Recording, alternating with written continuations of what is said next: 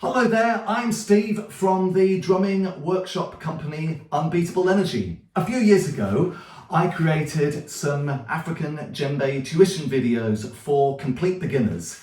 If you don't know what a djembe is, this is a West African djembe drum.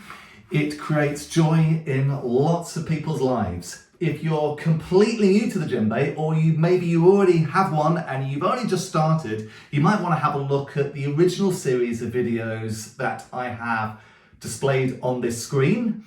This video is going to assume that you've already looked at some of the basics of technique, and it's going to look more specifically at tone.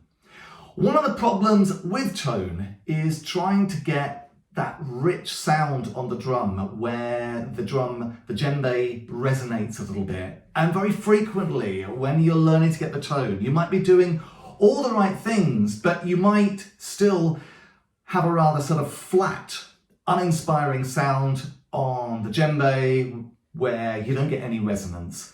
So this video is going to look at a couple of things that might be going wrong and what you can do about it.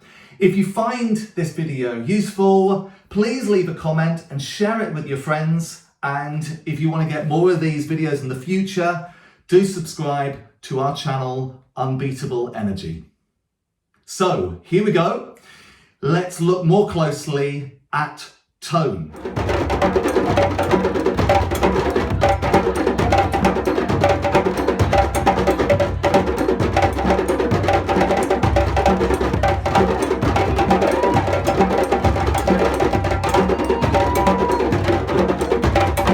So let's have a look at the tone sound in more detail now. So you've been to a drumming group, maybe you started playing djembe with a djembe drumming group, or you've joined a drum circle and you're absolutely thrilled by all the sound and the energy and the sense of community, and you're absolutely loving it. But you're getting perhaps rather frustrated with the sound that you get when you want to get the technique for the tone, which is played on the side of the drum. And let's also assume that maybe you've already had a little bit of guidance on getting the technique, because as you know, when you're playing with any hand drums, and specifically with the djembe, you need to have some understanding of where you're going to make contact on the drums so that you get the right sound, but also importantly that you haven't got bruised hands at the end of it. You probably discovered those bruised hands right at the beginning, and that's something that in the early stages you try and learn. Perhaps you've got used to finding that good contact point that you want to have for the tone, and you've also making sure that your hands are avoiding the edge there, and that you've also got some good relaxation in your fingers. But despite all those things that you might be doing right, you're still getting a sound which is perhaps needs some work. Maybe it's a case that instead of getting that sound that you got in the tone, perhaps you're getting something which is more like that, where you're getting this dull, flat, muted sound. So probably what's going on, it might be to do with the way that your hand is lifting up, because the way the hand's lifting up, that can start to determine the positioning of the hand as it comes down to make the strike on the drum. So let me give you an example of a tone sound, and looking this time specifically about the way my hand comes up to make the tone. So let's just do a tone.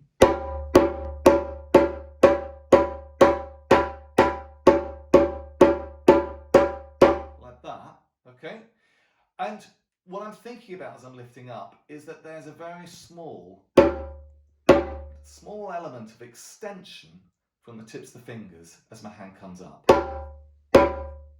And if I look at that, it's almost like probably from here, extension here, maybe gives you a slight lift from the wrist there, and the hand comes up like that.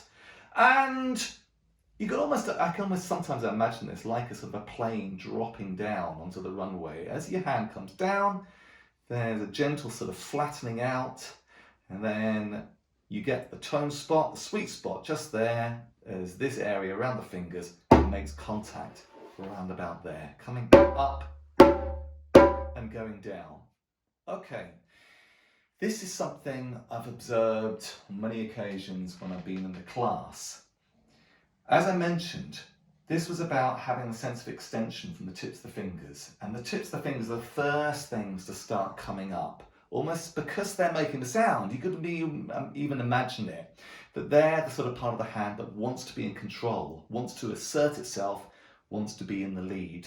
But what would happen if you, with your very nice relaxed hand, you lift up your hand like that, where you could say the wrist is the thing that's sort of interfering, the wrist has been quite assertive. And actually as your hand's coming up, it's the wrist that's coming up first, the wrist is in the lead. And it puts your hand, your very relaxed hand, in this kind of positioning. So if you're coming up like that, if you were to just drop down the way in that position, this time your hand and your fingers are projected forward. With them projecting forward, they're now going to start absorbing all the nice bounce and the rebound that you want to get from the drum. So instead of it coming up like this, then it bounces off, it comes like that, and it just absorbs all the bounce. And there might be perhaps another one. This is slightly more subtle, and actually I'd probably say maybe a little bit more common. The wrist might be fine, fingers are relaxed, but when you're coming up, you could see that it's the knuckles here which are sort of leading and coming up first, and then you've got the fingers and the fingertips sort of hanging down behind it. And then again, you've got the same kind of issue, because they're sort of like, they're stooped forward as you come down, they're like breaking the fall and you're losing that bounce again. Now that one is, it can be very, very subtle. It only takes a tiny amount of sort of drop from that side to find yourself getting that sort of muted note. Something else that can sometimes happen as well, if you have fingers dropped, sometimes this can be done quite sort of unconsciously. Your hand, your knuckles, your wrist, they can compensate for this dropped fingers, and there can be sometimes a little sort of movement when you're getting up to the optimum height, like a little flick back. Now, that's okay, you won't get the muted sound, but with that flick back, you're probably going to get something, if it's from the wrist, you're probably going to get something like this. And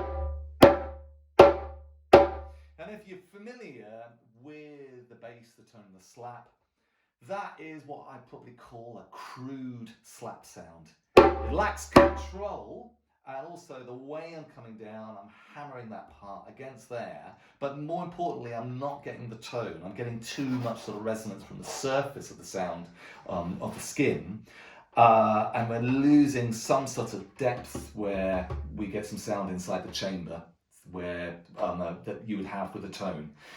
And also the only problem is having a sort of moving wrist, you're going to lose some sense of efficiency when you play. There wants to be quite a straight line of energy coming from the tips of the fingers along the forearm to the back of the elbow. That's not to say that the wrist is going to be absolutely straight like that. There can be some movement of the wrist, but the main thing is that the wrist is sort of helping the fingers extending up like that.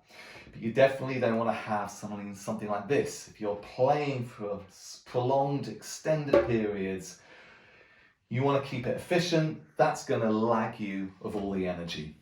So, just to recap, the problem could be lifting up from the wrist or lifting up from the knuckles. Now, how are we going to make that change? My suggestion might be to just, if you're wanting to improve that tone, you think that you could get a better sound, maybe you're getting that flat sound, try and monitor what your hands are doing when you play.